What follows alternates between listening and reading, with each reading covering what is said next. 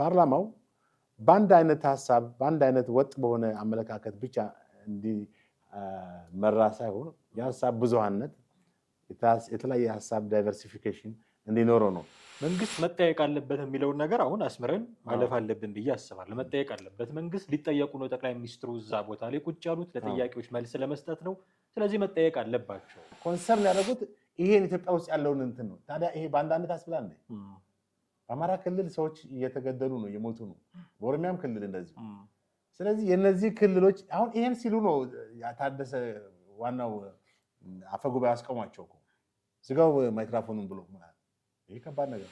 እስኪ ኃላፊነቱን ይውሰዱና እርሶ ያው አሁን ለእርሶ ቅርብ የሆነውን አካል ይላሉ። ያው ፋኖን ማለታቸው ነው በግልጽ ሰዎቹ ቃል በቃል ባይሉትም ሄደው እስኪ ያናግሩ፣ ለድርድር ያመቻቹ ሁኔታው። ለምንድን ነው መንግስት ብቻ የሚጠየቀው ነው በሌላ አማርኛ?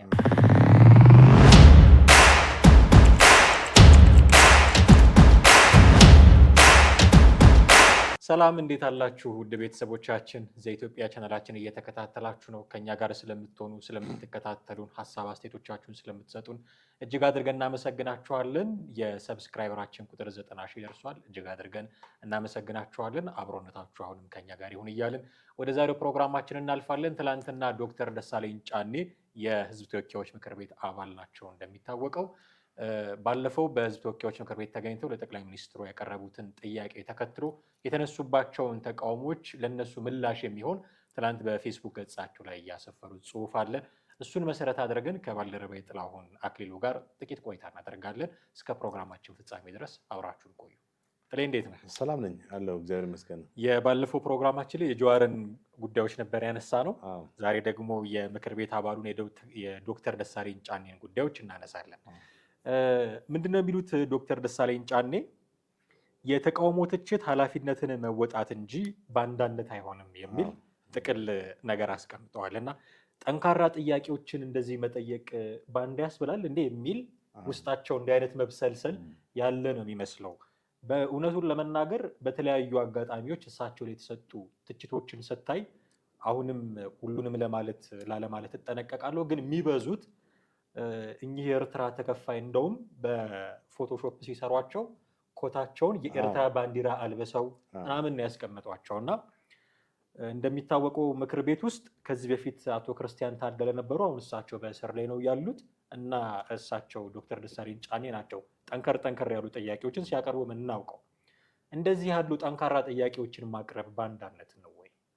በጣም የሚገርም ነው። ማለት እንግዲህ እኔም ሶሻል ሚዲያው ላይ ነው በብዛት ያየሁትኝ ፎቶግራፋቸውን የኤርትራን ጃኬት ባንዲራ አልብሷቸው ኮፍያቸውም እንደዛው የኤርትራ ባንዲራ በጣም ትልቅ ስህተት ነው።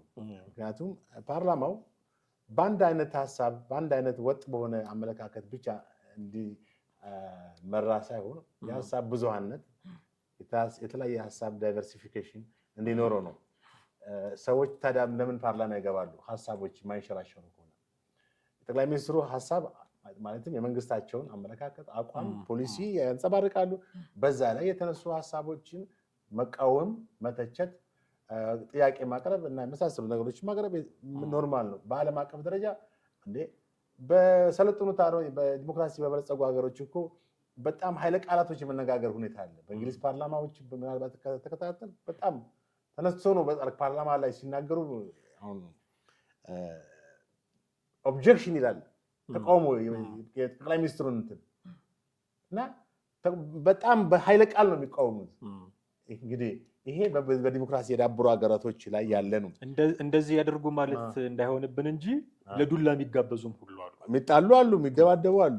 ወደዛ መስመር መሄዱ ለእኛ ጤናማ አይደለም። ግን አትሊስት ጠንከር ያሉ ጉዳዮች አሁን ይሄ እኔ ይገርመኛል። አንዳንድ ሰዎች የ97ን ፓርላማ አያውቁትም ማለት ነው። በ97 ፓርላማ እኮ አቶ መለስን የሚሞግቱ አቶ ተመስገን የተባሉ አቶ ተመስገን ዘውዴ አቶ መለስ የዛን ጊዜ እርስዎ የፊስካል ሞኔታሪ እና የፊስካል ፖሊሲ ስራ አስፈጻሚ፣ ሞኔታሪ ማለት የገንዘብ የሚቆጣጠረው ነው። ፊስካል ደግሞ የመንግስትን ወጪና የታክስን የሚቆጣጠረው እንትን ነው እና የዚህ የበላይ ስራ አስፈጻሚ በኢህአዴግ ጊዜ አቶ መለስ ነበሩ። የብሔራዊ ባንክ ገዢ ያለ ብሔራዊ ባንኩ ተጠሪነቱ ለጠቅላይ ሚኒስትሩ ነው። ለዛኛው ኮሚቴ የገቢዎችና ጉምሩክ ዋናው ስራ አስፈጻሚ ያለ ተጠሪነቱ ለጠቅላይ ሚኒስትሩ ነው። ኢትዮጵያ 11% አድጋለች ብሎ በተደጋጋሚ ጠቅላይ ሚኒስትሩ በሚናገሩበት ሰዓት ጠቅላይ ሚኒስትሩ ብቻም ሳይሆን ሌሎች ሚኒስትሮች እና ካቢኔያቸው ምን ሁሉ ሲናገሩ አቶ ተመስገን ዘውዴ በጣም በሳል ኢኮኖሚስት ናቸው። እርስዎ መጀመሪያ ይሄ 11% ልክ አይደለም በሚለው እና አቶ ቡልቻ ሁሉ በወቅቱ ይከራከሩበት የነበረ ነገር ነው። ታስታውስ ከሆነ እንደውም በዓለም አቀፍ ደረጃ ጂዲፒ የሚባለው የመለኪያው ግሮስ ዶሜስቲክ ፕሮዳክት አጠቃላይ የሀገር እድገት ምርት እድገት ውጤትን የሚያሳየው ነገር ትክክለኛ አይደለም ተብሎ በነ ፈረንሳይና በነ ተባበሩት መንግስታት ቆመዋል። እና አይኤምኤፍ ብቻ ናቸው ከብድር ጋር ከምናምን ጋር የሚጠቀሙት የሚል ነው ያቀረቡት ሀሳብ። እንደገና ደግሞ እርሱ 11% አድጓል የሚሉት የፊስካልና የኢኮኖሚ የሞኔታሪ ፖሊሲ ስራ አስፈጻሚ ሆነው መለስ የሚመልሰው አቶ ምን አለ ታውቃለህ? ፊ ሳይሆን ኤፍ ነው አለ። ፊ ሳይሆን ፊስካል እና ፊዚካል ብለው ኤፍአይኤስ ነው። ኤፍአይኤስ ፊስካል ፒ ከሆነ ፊዚካል ኤዱኬሽን ሊሆን ነው፣ የሰውነት ማጎልመሻ ሊሆን ነው። አየህ ነገሩ ግን አሁን ፊስካል አቶ ነው። ተመስገን ምን አሉ? በጣም ተናደው እንደርሶ እንግሊዝኛውን ባላፋጭበትም ብሎ ነው ማለት ነው። ተመልከት፣ አይታል እንደዚያም ጠንካራ መልሶች ነበሩ። ጠቅላይ ሚኒስትር ናቸው ብለው ፈርተው ለአንደበታቸው እንኳን ቁጥብ ሳይሆኑ እንደዚህ አላፋጭበትም ብለው አላፋጭበትም። ይሄ ችግር የለውም። በዲሞክራሲ እንትን ውስጥ ስርዓት ውስጥ ሀሳብን በነፃነት የመግለጽ ሲስተም ውስጥ ችግር የለውም። ኢትዮጵያ በምን አይነት ስርዓት አሁን እንግዲህ ኢትዮጵያ በነፃ ገበያም አላት፣ ካፒታሊዝም ስርዓት ማለት ሚክስድም አላት፣ የተደበላለቀ ነው። እሺ የመናገር ነፃነት በሀገሪቱ አለ ብለን እንውሰድ። በአንጻራዊ ደረጃ ማለት አብሶሉት የለም። የመናገር ነፃነት እስከ ተወሰነ ትናገራለህ፣ ከዛ በኋላ ቆርጦ ያስቆማል ወይም በመናገር ማይክ ይዘጋባል። አቶ ታገሰ ጫፎ እንደዛ ነው። ማይክ ዝጋ ነው ያሉት። በጣም ያሳዝናል። ማለት አልነበረባቸውም። ምናልባት እድሉ መስጠት ነበረባቸው። ይሄ ሰው ክልሉን ወክሎ የመጣ ሰው ነው። እኛ አሁን ደሳለኝ ልክ ነው፣ ዶክተር ደሳለኝ ልክ ነው 100% እያልን ሳይሆን ስለመናገር ነፃነት የፈለጉትን መተቸት ግን ይችላሉ፣ መተቸት ይችላሉ። ሀሳብን በነፃነት የመግለጽ መብት እኮ በዓለም አቀፍ ሕግ ዩኒቨርሳል ዲክላሬሽን ኦፍ ሂውማን ራይትስ ውስጥ ያለ ዋና እንትን በዚህ እሱ ውስጥ ነው ብዙ እንትኖች የሰብአዊ መብት ብትል የመናገር ነፃነት ብትል ነገሮች ሁሉ በዚህ አንቀጽ ውስጥ ነው ያሉት። በአንቀጽ 19 ማለት ነው። እኛ ሀገር የብዙ ሀገሮች እንትን የወጣው ከተባበሩት መንግስታት ስለ ሂውማን ራይት በተጠቀሰው ነው። አሁን የእኛ ሀገር አንቀጽ 29 የመናገር ነፃነት የሚለው ሀሳብን በነፃነት የመግለጽ ነው። ሳትሸማቀቅ፣ ሳትፈራ፣ ገሌ ምን ይለኛል፣ እንትና ይዘኛል፣ እንትና ይቆጣጠረኛል ሳትል ፍሪደም ኦፍ ኤክስፕሬሽን፣ ፍሪደም ኦፍ ስፒች፣ ፍሪደም ኦፍ ኤክስፕሬሽን ኦፍ ቶት ሀሳብን በነፃነት የመግለጽ አለ እንግዲህ ተቀምጧል።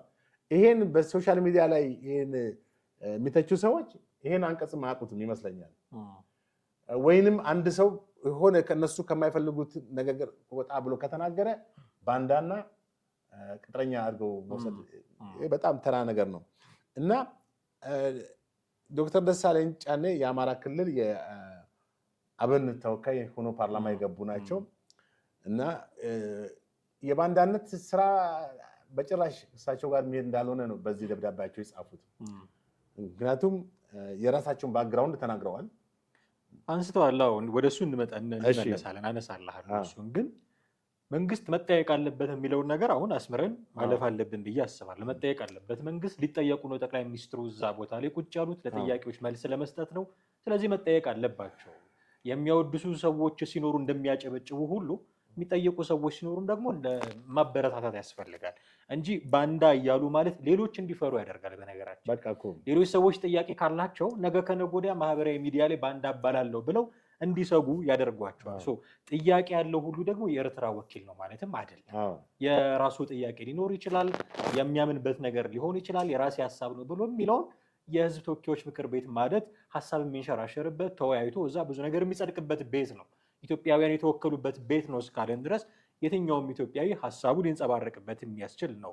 ነገር ግን ባንዳ መባል የለባቸውም ብለን አሁን ዶክተር ደሳለኝ ጫኔ እንደምንከራከርላቸው ሁሉ ወደኋላ ዞረው ደግሞ እሳቸው የቤተሰባቸውን ታሪክ አምጥተው እንደገና እዚህ መናገራቸው አግባብ ነው? አሁን ባንዳ አይደለሁም ማለት አንድ ነገር ነው። ቤተሰቤ እንዲህ ስለሆነ ነው ባንዳ ያልሆንኩት ማለት ደግሞ ሌላ ነገር ነው። እኔ የምናገረው ተገቢ ጥያቄ ነው፣ መንግስት መመለስ አለበት፣ መንግስትን ነው መተቸው ማለት እና ቤተሰቤ እኮ ወታደር ነበር፣ ፖሊስ ነበር፣ ለኢትዮጵያ ዋጋ የከፈሉ ናቸው፣ በጦርነት የሞተ አባት ልጅ ነኝ፣ ስለዚህ ባንዳ አይደለሁም ቢባል አብሮ መሄድ ነው ወይ? ኢትዮጵያ ውስጥ ባንዳ የሌለ እስኪመስል ድረስ እንደዛ አድርጎ መናገሩ አግባብ ነው ወይ ለማለት። ጥሩ። ከዛ በፊት ግን ወዶ ገብ መሸጦ የሚለውን ሀሳብ መሸጦ ምንድን ነው? መሸጦ ባሪያ የሚባል ቃል ነበር። መሸጦ ባሪያ የተሸጠ በቃ ለአንድ አገልግሎት ሙሉ ጊዜውን ሰጥቶ የሚያገለግል ማለት ከነገስታቶቹ ጀምሮ የነበረ ቋንቋ ነው። ባሪያ አንድ አገልጋይ ለምሳሌ አንድ ባላባት ባሪያውን ለሌላ አገልጋይ ይሰጠዋል በፈቃደኝነት። ያ መሸጦ ባሪያ ሳይሳሳት ያገለግላል እና ወዶ ገብ መሸጦ ባሪያ ይባላል። እንግዲህ ወዶ ገብ መሸጦ ባሪያ ማለት ወዶ ፈልቅዶ ለዛ ለአንድ ምሳሌ ለአንድ ባላባት የሚያገለግል ነው። እዚህ ጋር ወደዚህኛው ቋንቋ ደሳለኝ ዶክተር ደሳለኝ ተጠቀሙበት ስትመጣ ደግሞ በማህበራዊ ሚዲያ ውስጥ ይሄን እሳቸውን የተቿቸው ባንዳ ያሏቸው ሰዎች እነዚህ ማለት ያው የብልጽግና ካድሬዎች እንደማለት ነው። ወይም ብልጽግና ወዶ ገብ ካድሬዎች ማለት ጥቅም ፈላጊዎች እንጂ እውነት በስርዓቱ አምነው በስርዓቱን ፖሊሲና የስርዓቱን ርዕዮተ ዓለም ተቀብለው ሳይሆን ወቅቱን ያማከለ ፍላጎታቸውን ለማሟላት አይነት የሚል ትርጉም ሰጠዋለን። እሺ ወደ እሳቸው እንትን መንጠት ስንመጣ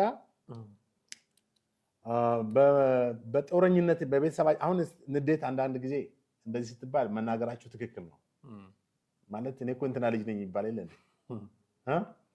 አንዳንዴ ሰዎች እንትና ያጥራቸዋል። ገባ ስሜታቸው ሲጎዳ የነሱ ያልሆኑበትን ማንነት ሲነካ በጣም ሚስትሪትድ ሲሆኑ ገብተዋል መባል ያለባቸውን እኚህ ሰው በስነ ስርዓት እንግዲህ ጎጃምን ክፍለ ሀገር ማለት አማራ ክልል ባህር ዳርን ወክለው የመጡ ናቸው። በቅንነት ያንን ህዝብ ለማገልገል በፓርላማ ውስጥ የዛን ህዝብ ድምፅ ማሰማት ብለው ባደረጓቸው ጥረቶች ጠንካራ ጥያቄዎችን ያቀርባሉ። ብዙ ጊዜ ፓርላማ ላይ አንዳንዴ ብቻቸውን ተቃዋሚ የሚሆኑበት ሁኔታ አለ እና በሚያቀርቡበት ጊዜ እንግዲህ ባንዳ ሲባሉ በጣም ሞራላቸው መነካቱ አይቀርም። እንዴት ባንዳ እባላለሁ? እኔ እኮ ልጅ እኮ ነኝ የደጃዝማች የቀኛዝማች እንትና ልጅ ነኝ ምናምን ብሎ ማለት እንደዛ ነው ያሉት በጽሁፋቸው። 3 ቤተሰቦቻቸው ወታደር ናቸው። በጣም ነው የሚገርም። አባታቸው በውትድርና ለምን የሞቱት አቶ ጫኔ ዳኘው በዘውዳዊው ስርዓት ወቅት የነበሩ ወታደር ናቸው። የዶክተር ደሳለኝ ጫኔ አባት። ወንድሜ መቶ አለቃ አያለው ጫኔ የሐረር ጦር ትምህርት ቤት ምሩቅና የነብሮ ክፍለ ጦር በደርግ ጊዜ ነበረ ክፍለ ጦር ነው መኮንን ነበራሉ።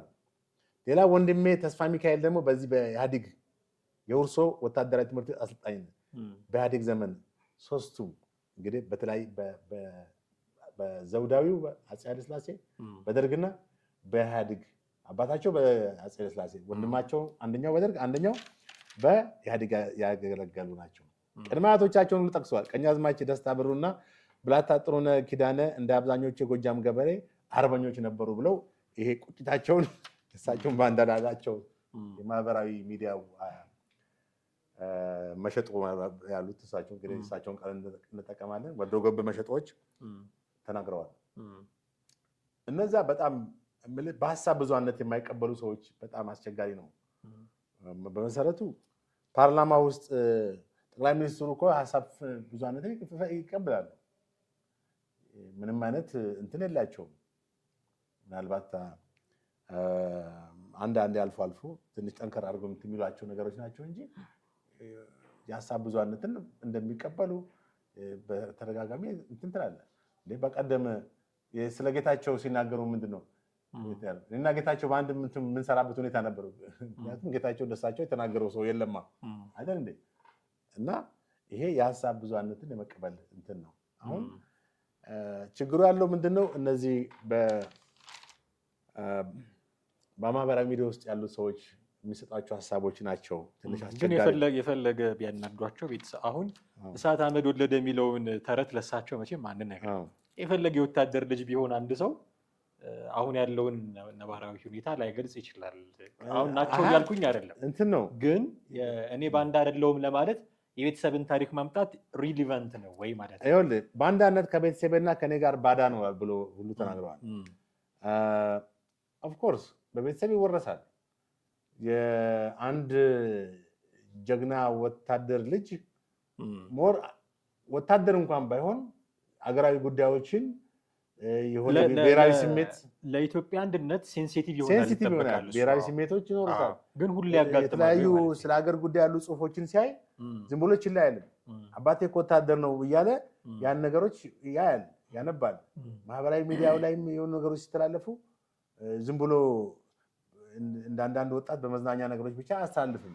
ግን ይህንን እውነት የኢትዮጵያን ዳር ድንበር ሲያስከብሩ የነበሩ ጀነራሎች ተሰብስበው ጽምዶ የሚል ነገር ፈጥረው ከኤርትራ ጋር የሆነ ነገር ለመስራት ሲያደርጉ ስታየው እነሱም እኮ ጀነራሎች ናቸው። እነሱም የመከላከያ ሰራዊት አባላት ነበሩ።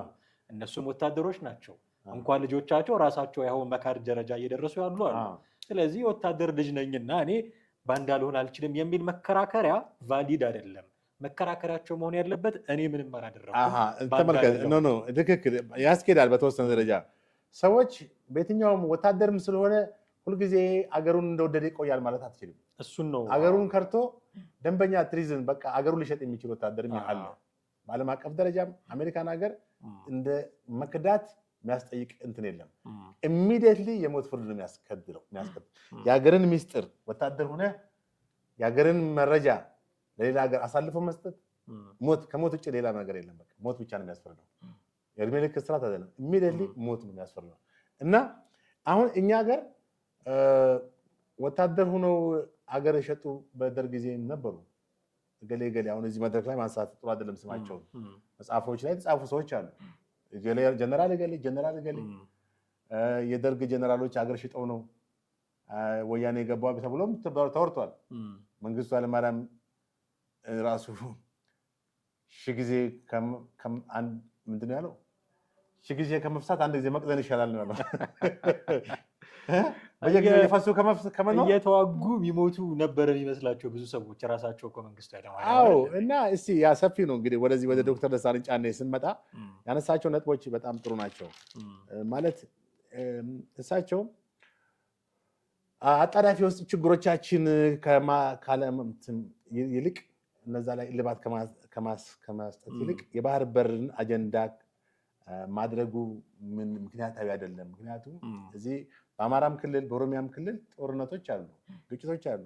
መንግስት እነዚህ ነገሮች ሴትል ሳያደርግ ሳይቀርብ አሻግሮ ወደ ባህር በር ማለት ከኤርትራ ጋር ሌላ ጦርነት ሌላ መዘዝ ማድረጉ ችግሩን የበለጠ ያጎለዋል።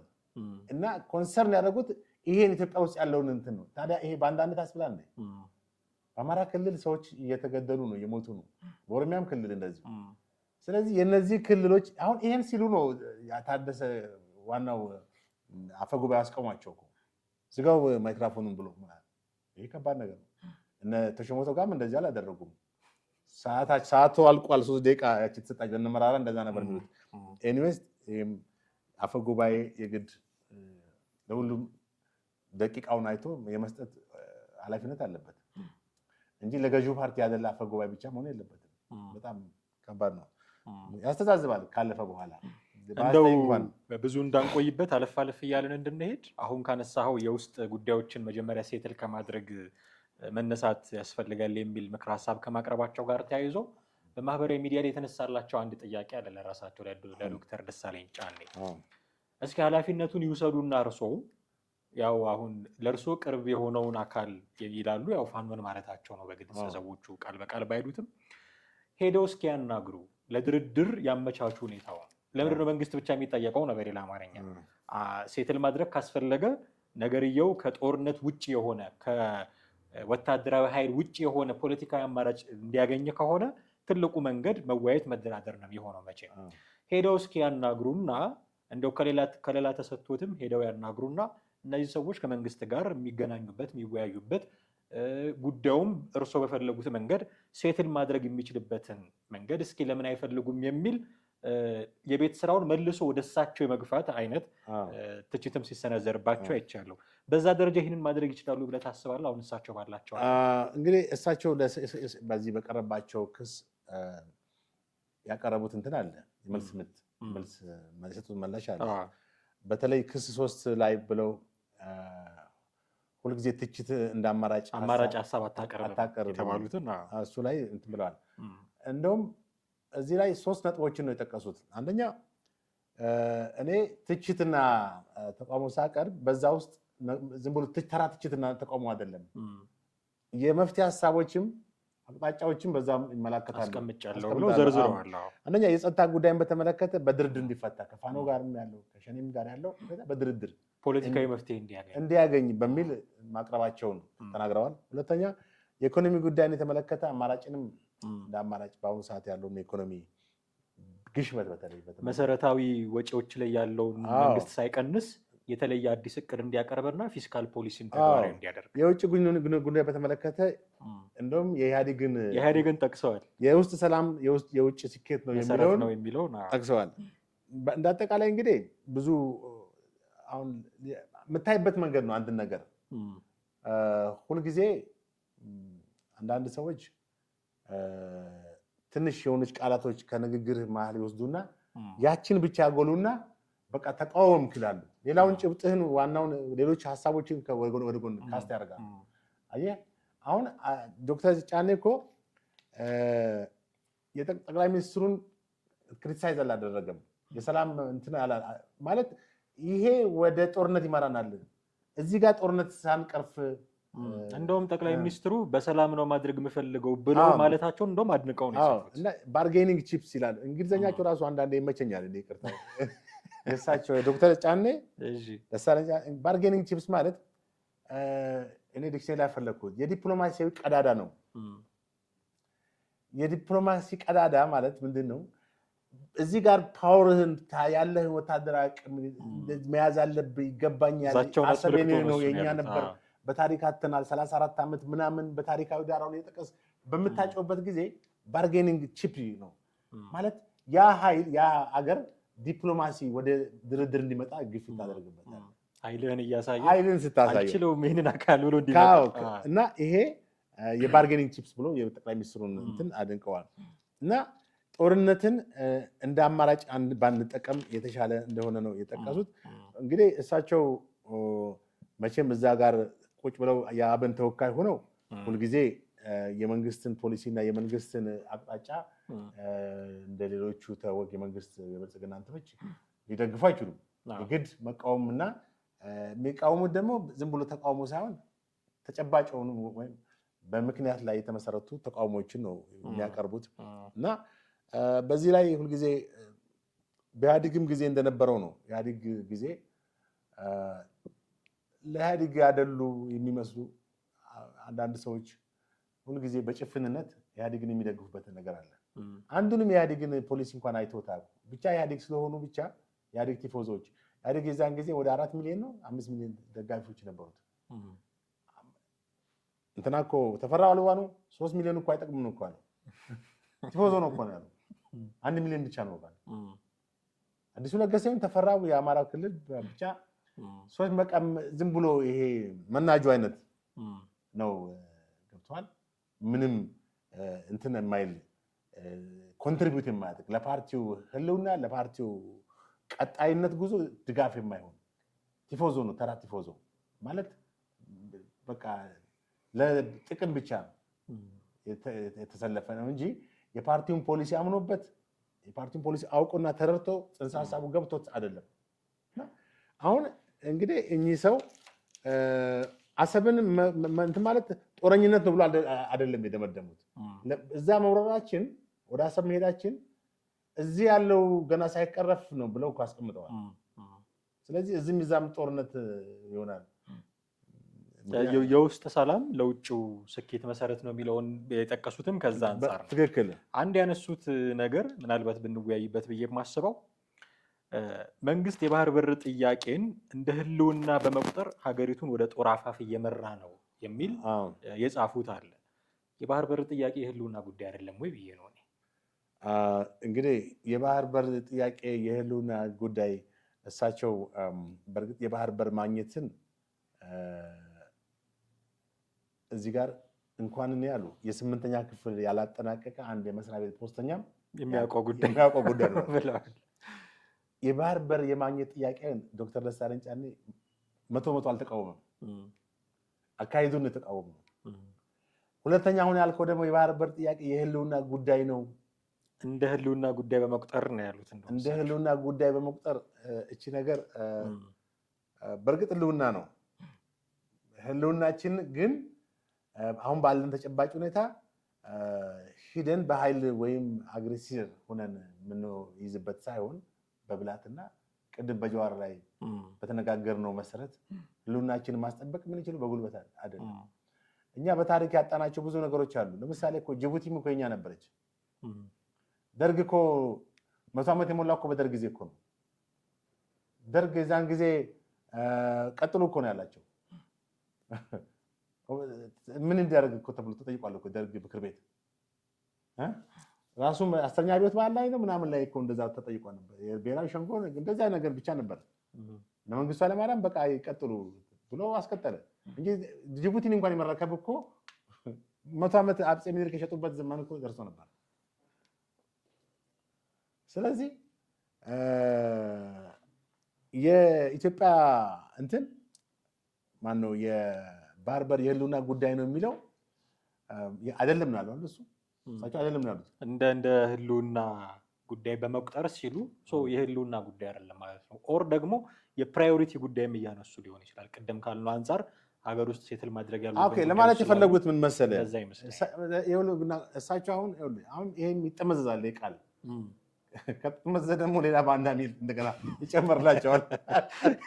ተመልከት፣ ይሄም ቃል ይጠመዛል። የህልውና ጉዳይ አይደለም ሲሉ ኢትዮጵያ በአሁኑ ሰዓት በኪራይም በምንም ወደብ ታገኛለች። እንደገናም ደግሞ ሌሎች ያላገኘቻቸውን የጎረቤት ሀገሮች ኪራይ ማግኘት ትችላለች። ነገር ግን የህልውናችን መሰረቱ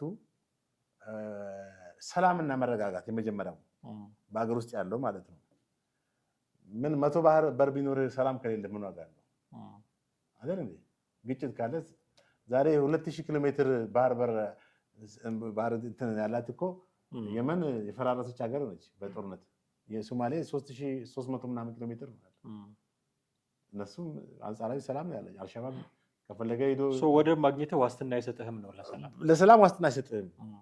ኢኮኖሚን ያሳድጋል፣ ሌሎች የምትፈልጋቸውን ነገሮች ሁሉ እንትን ይላል። ግን ደርግም እኮ ወደብ ነበረው። የአሰብና ምጽዋ ወደብ የራሱ ነበር እኮ አይደል?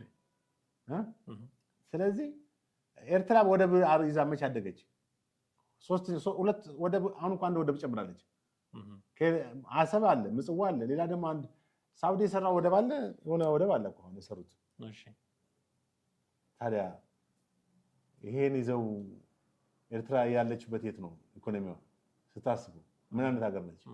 ከስደትና ከሬሜታንስ ከውጭ ከሚገባላት የውጭ እርዳታ ማለት የዜጎቿ ከሚሰጡ በስተቀር በየትኛው እንትን ሀብቷን የምታወቀው ኤርትራ?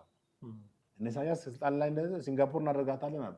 በስመ አብ የአፍሪካ ሲንጋፖር ድንቄም ሲንጋፖር ተባለ እና የአቶ ይቅርታ አቶ ዶክተር ደሳለኝ ጫኔ ምሁር ናቸው። የፖሊሲ አውጪ እና እንደውም ምንድን ነው ያሉት እሳቸው በየትኛውም ሀገር ሄጄ በጣም ሰርቼ መብላት ያለኝ የእውቀት የትምህርት ዝግጅትም የስራ ልምድም ያለኝ ሰው በጣም ደስ አለኝ። ባንዳ መሆን አይጠበቅብኝም። ትክክል። እንደዚህ መናገራቸው በጣም ከአንጀት በቃ ሰው ከልቡ ሲናገር ደስ ይላል። እና እውነትም የተማሩ ናቸው። ቤተሰቦቻቸውም ጀግኖች ናቸው። እሳቸውም አካዳሚሻን ናቸው እና ፖለቲከኛም ናቸው። ግን አሁን እዚህ ጋር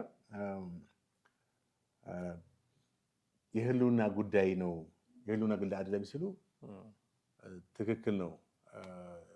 ሰላምና ጸጥታ መከበር መቻል አለበት መጀመሪያ። አይ ሰላምና ጸጥታ ይመጣል ባህር በር እንያዝ ከተባለ ምን ዋጋ አለው? ሰላምና ጸጥታ እስከሌለ ሳይረጋገጥ ባህር በር ብቻ የማይያዙ ማለት ነው። አሁንም መንግስት በአማራ ክልል ያለውን በኦሮሚያ ክልል ያለውን በትግራይም ክልል አሁን ግጭት አለ። አሁን ትግራይ ሰላም ነው የምትለው አይደለም እኮ ህወሓት ምን አይነት አቋም እንዳለው አታውቅም። ነገ ምን እንደሚያፈነዳ ምን ሀሳብ ይዞ እንደሚመጣ አታውቅም። ትላንት አክሱም ላይ ነዋሪዎችን ሰብስበው ለጦርነት ተዘጋጅተናል ሲሉ እንደነበረም መረጃዎች እየወጡ ነው። እነ ጀነራል ምግበይ አክሱም ላይ ነዋሪዎችን ሰብስበው ለጦርነት ተዘጋጅተናል፣ ለኤርትራ መንግስት ጥሪ እናቀርባለን የሚሉ ጉዳዮችን ሲያነሱ እንደነበረ እየወጡ ነው መረጃዎች። ስለዚህ ይሄ ሁሉ ባልተረጋጋበት ሁኔታ ባህር በርን ብቻ ፎከስ አድርገህ እንትን ማለቱ የህልውና ጉዳይ አይደለም ያሉት ከዛ አንጻር ነው እንጂ ባህር በርማ ህልውና ነው። እሳቸውም እኮ ተናግረዋል። እንኳን እኔ 8ኛ ክፍል ተማሪ 8ኛ ክፍል የጨረሰ የአንድ መስሪያ ቤት ፖስተኛም የቋንቋ አጠቃቀማቸው ራሱ ያው እዛ ስለተወለዱ በአማራ ክልል ወዝ ናቸው እና ባጭሩ ግን እሳቸው ላይ የተነዛው ወሬ እሳቸው ላይ የተነዛው ማለት ያናድዳል። ዝም ብሎ አንዳንድ ሰዎች ያው እንግዲህ ቅድም እንዳልነው ከጠቅላላ ሀሳብ የሆነች ፍሬ ያነሱና ያቺ ላይ ነው አታክ የሚያደርጉ። የተናገርከውን ጭብጥ አይመዝኑትም እንዴ። እኚህ ሰው እኮ እኚህ ዶክተር ደሳለኝ ጫኔ እኮ ብዙ ኮንስትራክቲቭ የሆኑ ሀሳቦችን በምክር ቤት ውስጥ ያቀርባሉ። የምክር ቤቱ እሳቸው የሚያቀርቡት ሀሳብ እኮ ለመንግስት እኮ ዝም ብሎ ተራ ትችት ላይሆን ይችላል።